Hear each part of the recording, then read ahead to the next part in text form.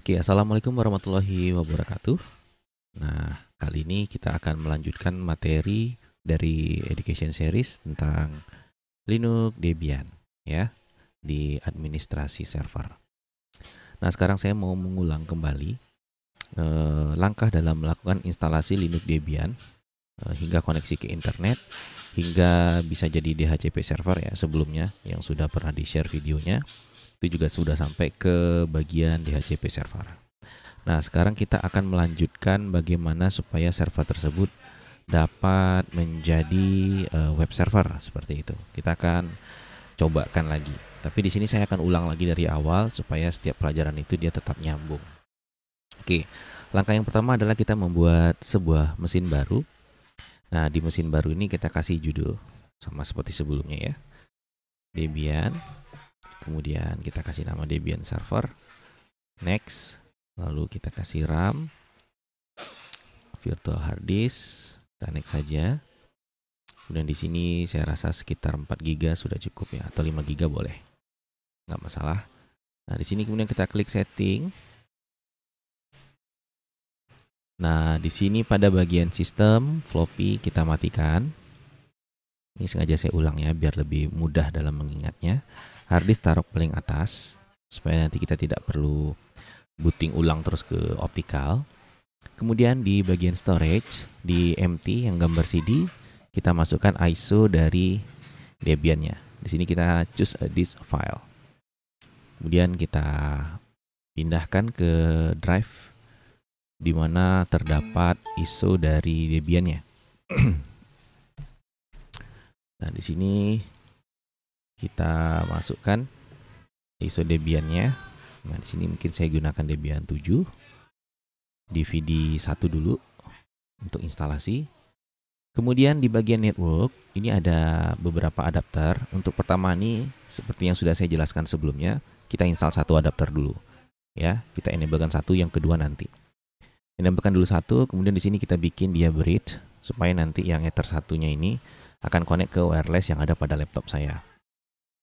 Kemudian di sini saya pilih yang Atheros karena saya menggunakan bridge-nya itu ke wireless laptop saya yang asli. Kemudian kita klik OK. Lalu kita klik Start untuk memulai proses instalasi. Nah, proses instalasi ini mungkin saya akan skip beberapa proses gitu ya, karena sebelumnya sudah ada, tapi ini memang sengaja saya install kembali supaya lebih lancar lagi dan supaya lebih ingat. Jadi kita pilih install, kemudian kita tunggu prosesnya. Kemudian di sini English, United States, boleh American English. Kemudian kita tunggu di sini retrieving file-file yang akan dia install ke dalam sistemnya.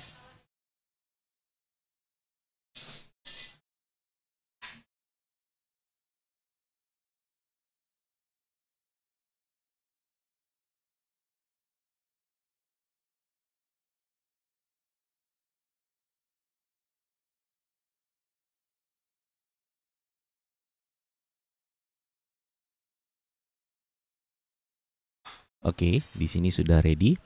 Hostname-nya biarkan saja Debian. Continue, kemudian domain name-nya boleh kita buat debian.com. Continue lagi. Untuk pindah ke continue-nya masih ingat ya, kita tekan tombol tab. Karena di sini kita tidak gunakan mouse, sekarang mouse nggak bisa. Nah, di sini ada root password ya. Root passwordnya silakan dibuat rootnya, tapi harus ingat. Di sini saya buat root saja. Nggak disarankan sebenarnya, tapi ini untuk contoh, nggak masalah ya. Oke, full name-nya kita buat saja Debian juga untuk usernya. Kemudian usernya, kemudian passwordnya saya samakan saja dengan yang tadi supaya tidak lupa. Nah, ini hanya untuk contoh ya. Nah, ini klik cancel, cepat klik cancel, enter langsung ya supaya dia cancel. Kemudian konfigurasi the clock-nya kita buat Pacific karena kita di Asia ya. Kemudian next langkah berikutnya loading additional component. Kita gunakan use entire disk. Kemudian pilih disknya. Kemudian kita pilih yang spirit, home, user, var, and tmp partition. Boleh sih yang atas ini jadi satu partisi semua. Tapi nggak apa-apa, kita pilih yang ketiga supaya lebih bervariasi partisinya. Kemudian klik finish kalau kita sudah yakin dengan partisi yang barusan kita buat. Lalu di sini kita confirm sekali lagi, yes. Nah, di sini dia akan proses format data. Nah, di sini kalau kita melakukan instalasi di komputer yang sesungguhnya, dan di mana di komputer tersebut punya drive D ataupun data, ataupun punya drive C ataupun Windows di dalamnya, kalau tidak berhati-hati bisa menyebabkan partisi itu hilang atau dihapus oleh Linux secara permanen gitu ya. Nah, jadi kalau kita mau install Linux di samping Windows itu ada caranya. Kita istilahnya itu dual boot. Nah, di sini makanya kita gunakan virtual karena kita juga akan melakukan proses untuk simulasi dari jaringannya. Ini saya skip. Oke, installing the base sistemnya udah hampir selesai.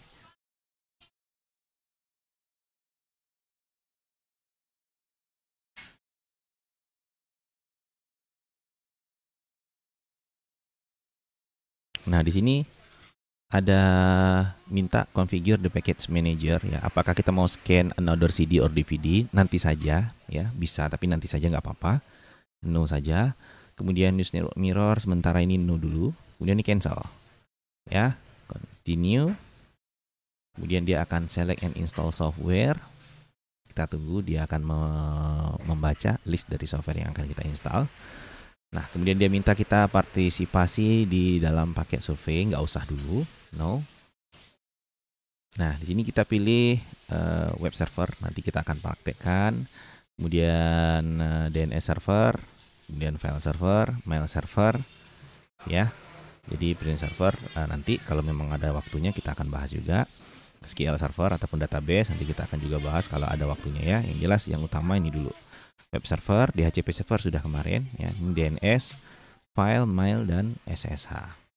Kemudian kita klik tab ya, baru continue.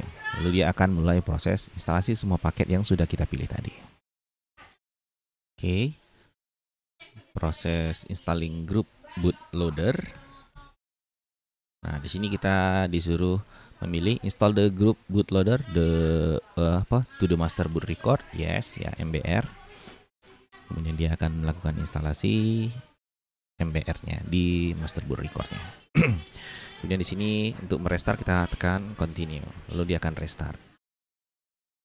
Nah, saat proses restart, tadi kita sudah setting bahwa yang pertama dia baca adalah hard disk. Jadi otomatis dia langsung ke hard disk ya, nggak baca lagi CD. Kecuali yang pertama kali karena di hard disk tidak ada apa-apa, maka dia langsung ke CD.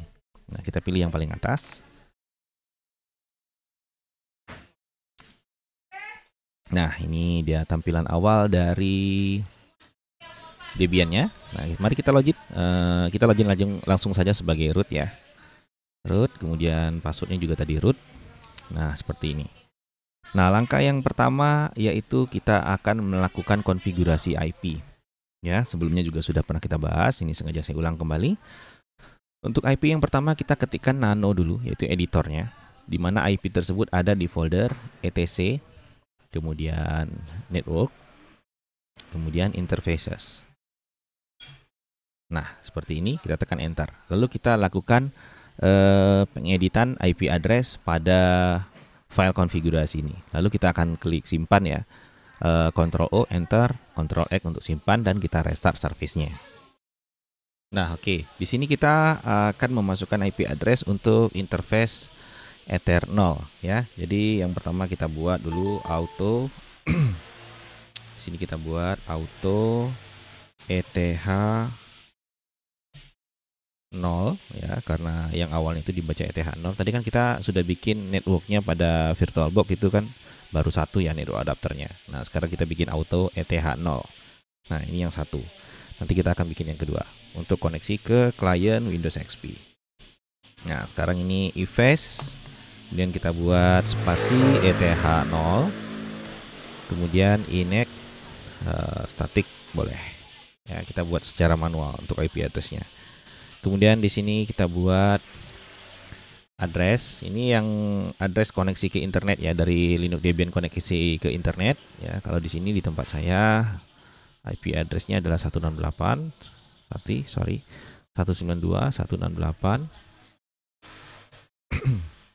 80 titik sekian-sekian ya.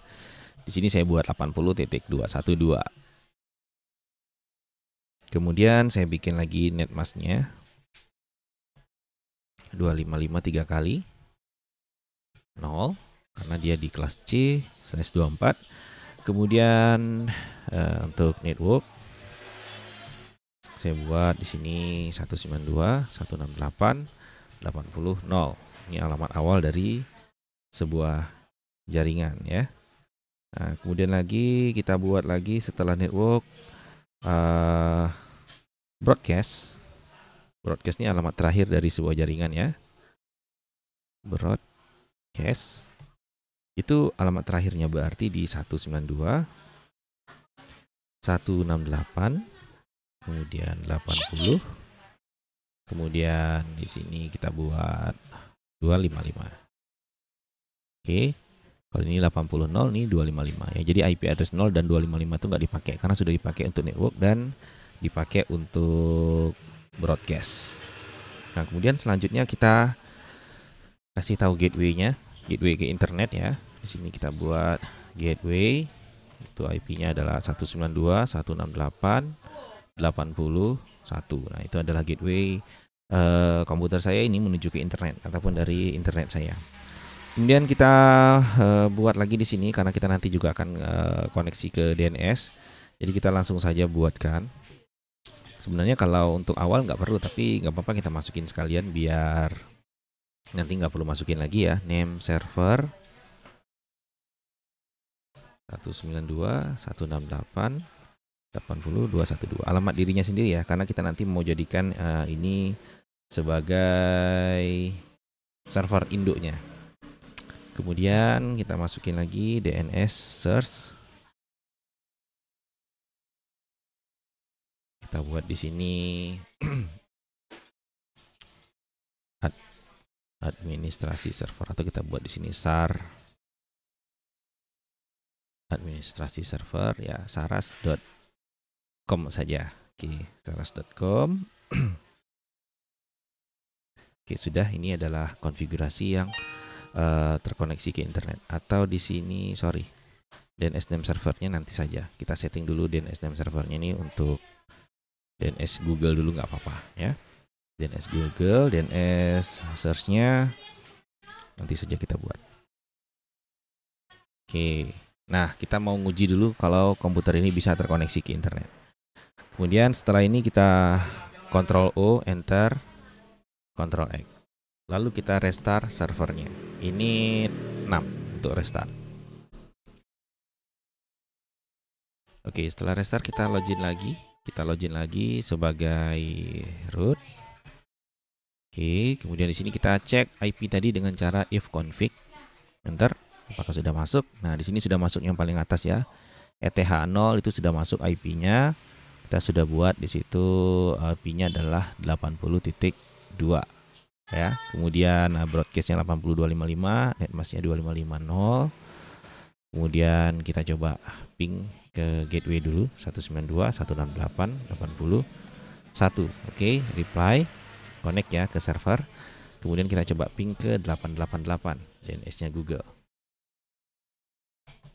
Oke, connect. Berarti kalau sudah sampai tahap ini seharusnya komputer kita ataupun server Debian ini sudah connect ke internet. Kita coba ping ke facebook.com misalkan. Nah, sudah connect ke facebook.com. Nah, itu adalah bukan satu buah sih, maksudnya komputer Debian server ini sudah terkoneksi ke internet. Kita mau bikin dia jadi router. Nah, di sini di mesin virtual kita punya klien Windows XP di sini. Kita mau Windows XP ini kita jalankan ya. Nah, sebelum kita jalankan ini kita ganti dulu settingnya. Windows XP ini bisa kalian install sendiri atau Windows 7 atau Windows 8, terserah yang ready apa. Nah, kemudian pada bagian network di sini ya, adapter satunya ini kita buat internal network. Jadikan internal network supaya nanti Windows XP ini bisa otomatis langsung terkoneksi ke Debian servernya karena sama-sama di mesin virtual. Nah, di sini Windows XP-nya saya jalankan. Saya start. Nah, di sini di Debian ini tadi kan kita baru bikin satu interface. Sekarang kita harus bikin interface satu lagi yang akan terhubung ke Windows XP-nya. Jadi interface yang pertama terhubung ke internet melalui bridge connection. interface 2-nya akan terhubung ke komputer yang ini, komputer klien yang juga ada di virtual. Nah, seperti itu. Kalau kalian mau bikin komputer kliennya ini adalah komputer host kalian, boleh, silahkan, nggak jadi masalah ya. Tapi kalau saya lebih suka seperti ini karena saya tidak perlu mengganggu konfigurasi network yang ada pada komputer saya. Cukup komputer saya terkoneksi ke internet itu saja, sisanya kita mainkan di virtual. Nah, ini Debian-nya kita shutdown dulu, init 0. Oke, sudah shutdown ya, hold. Kemudian kita buka lagi Oracle VirtualBox-nya. Kemudian di sini di Debian kita klik setting. Oke, kita klik setting di Debian-nya, lalu di bagian network kita klik adapter 2 dan kita enablekan. Nah, adapter 2 ini nanti kita akan asumsikan dia terhubung ke komputer virtual juga. Di sini kita juga pilih internal network. Kita klik OK. Kemudian kita jalankan ulang Debian servernya. Karena kita sudah menambahkan satu buah interface lagi. Jadi tadi ETH 0, berarti kita akan konfigurasi ETH 1 lagi setelah ini, supaya ETH 1-nya itu bisa connect ke komputer virtual yang di sini. Oke, kita login sebagai root. Kita tambahkan IP address-nya. Kita masuk ke konfigurasi IP address lagi ya. Nano etc network interface. Nah, di sini baru ada ifs ETH 0. Nah, sekarang kita akan nambahkan lagi ifs ETH 1 ya. ETH 1 itu yang akan kita gunakan untuk koneksi ke komputer klien virtual. Kita buat dulu sama seperti di atas, auto ETH 1. Ingat ya, O dengan 0 itu berbeda, jangan sampai salah, karena kalau salah dia pasti error. Ifs ETH 1 init static. Kemudian addressnya bebas, kita mau bikin berapa address untuk ke komputer tujuan nih. Misalkan kita buat 172.16.1.1. Kemudian kita buat netmasknya 255.255.0. Kemudian kita buat lagi di sini network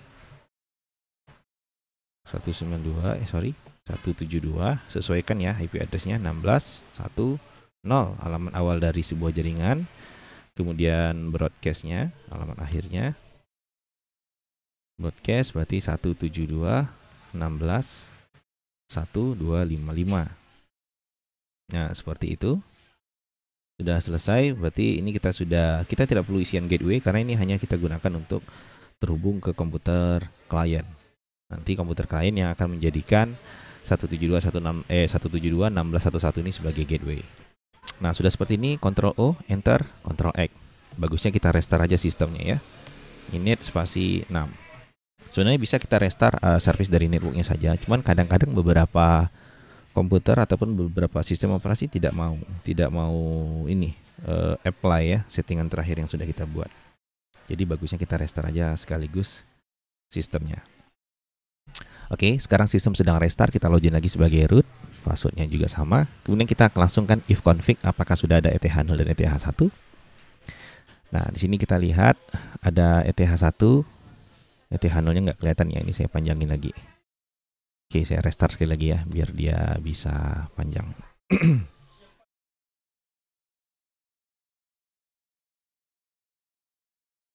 Sebenarnya kita bisa gunakan command less ya, supaya oke, memang berarti sudah di set sama VirtualBox-nya, standarnya seperti ini untuk besarnya. Kecuali kita remote pakai putih nanti ya.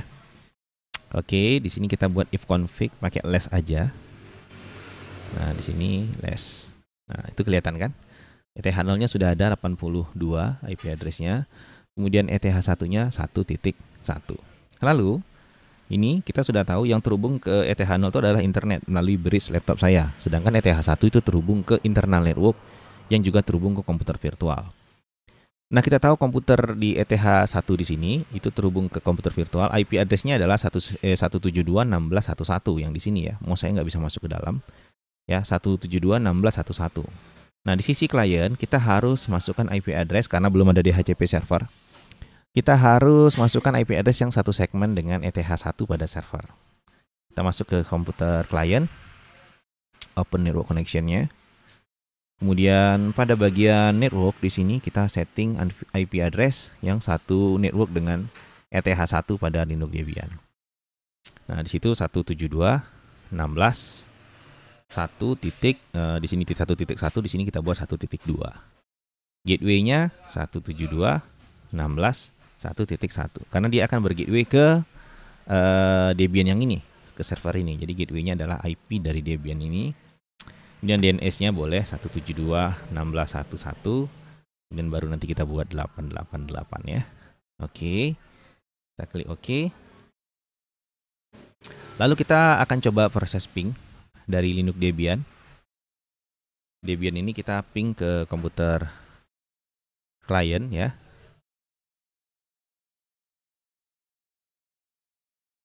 Nah, kita ping komputer klien tadi IP-nya adalah 172.16.1.2 reply ya. Sekarang kita kembali dari komputer klien, buka command prompt dan kita ping ke server. Ping 172.16.1.1.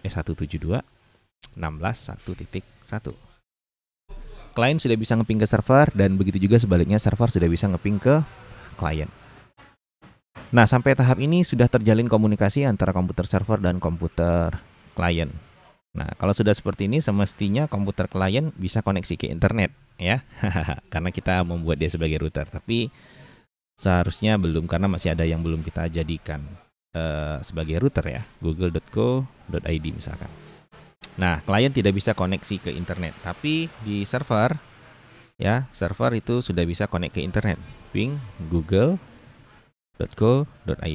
Nah, servernya connect, kliennya koneksi ke jaringan server, tapi tidak dapat share ataupun tidak dapat koneksi internet. Nah, untuk itulah fungsi sebuah router ya, fungsi sebuah router. Jadi di Debian ini kita bisa jadikan dia sebagai router supaya klien yang ada di bawahnya itu bisa terkoneksi ke internet. Nah, caranya kita simple kalau untuk router ya. Kita masuk ke konfigurasi pada Debian. Perintahnya adalah nano. Kemudian etc ya, nano itu adalah editornya, etc itu foldernya. Kemudian kita masuk ke sysctl. Kita masuk ke nano, kemudian etc. Aduh, keyboardnya nih. sysctl.conf ya, pakai tombol tab supaya tidak salah tulis. sysctl.conf. Nah, ini ada sysctl.conf ya, sudah masuk ke konfigurasinya.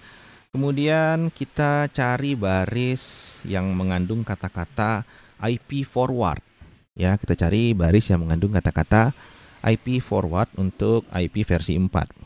Nah, ini sudah ketemu. Ya, ini. Ada perintahnya di atas, uncomment the next line to enable packet forward for IP versi 4. Jadi di sini disuruh uncomment karena dalam Linux ini konfigurasi yang ada comment seperti ini, yang ada pagar ini, itu artinya tidak akan dieksekusi. Artinya dia akan dianggap sebagai comment saja, bukan perintah. Nah, jadi dia suruh uncomment.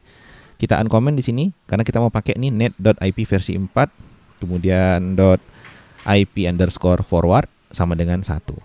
Nah, setelah itu selesai, cukup menghilangkan tanda pagarnya saja. Kemudian kita simpan seperti biasa, Ctrl O, Enter, Ctrl X. Nah, setelah kita simpan, kita restart lagi servernya. Ini 6.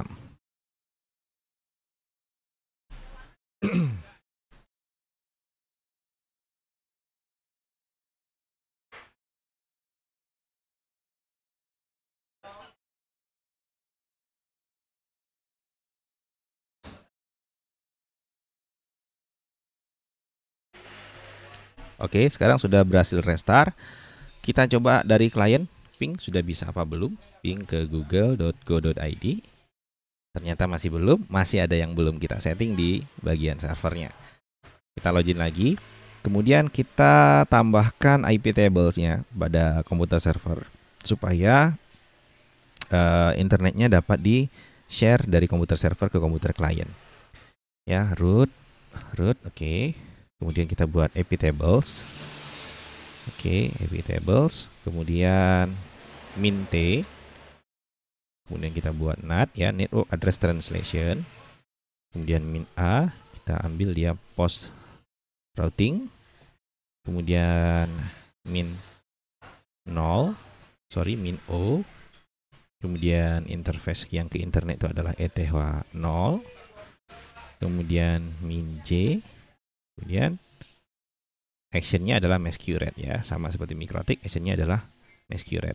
Enter. Nah, setelah kita enter seperti ini,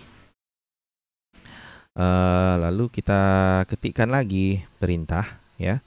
Kalau misalkan tidak error, tapi sebelum kita ketikkan perintah yang lain, kita cek lagi di komputer klien apakah sudah bisa langsung browsing. Oke, ternyata sudah bisa ya. Cukup di situ saja. Ternyata tidak ada error. Jadi kita lihat di sini dari klien yang tadinya tidak bisa ping sekarang sudah bisa ping. Berarti semestinya ini klien sudah bisa browsing internet. Misalkan di sini detik.com misal. Oke, atau kita buat sar.ac.id. sar.ac.id. Oke. Nah, sudah bisa online. Ya. Nah, itu tadi. Jadi sekarang kita sudah mengkonfigurasi komputer Debian ini menjadi sebuah komputer dengan fungsi router. Jadi dia ETH0-nya terkoneksi ke internet ya via bridge di VirtualBox tadi dengan internet langsung. Ya. Nah, ini ada musiknya di situs SAR-nya.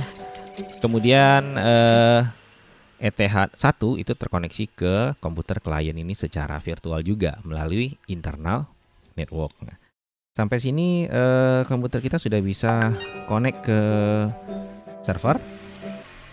Ya, misalkan kita buat lagi di sini YouTube. Nah, ini sudah bisa connect berarti ya. Nah, berarti sampai sini komputer kita sudah bisa berfungsi sebagai router ya. Komputer server ini sudah bisa berfungsi sebagai router. Nah, sekarang kita selanjutnya akan membuat komputer ini menjadi DHCP server. Artinya di sini tadi kita cuma masukkan IP address secara manual. Di sini kita buat manual. Nah, kita mau menjadikannya supaya IP address di sini komputer klien ini dapat IP secara otomatis. Kita nggak usah setting secara manual. Oke. Nah, di seri video berikutnya akan kita buat macam mana cara untuk menjadikannya sebagai DHCP server.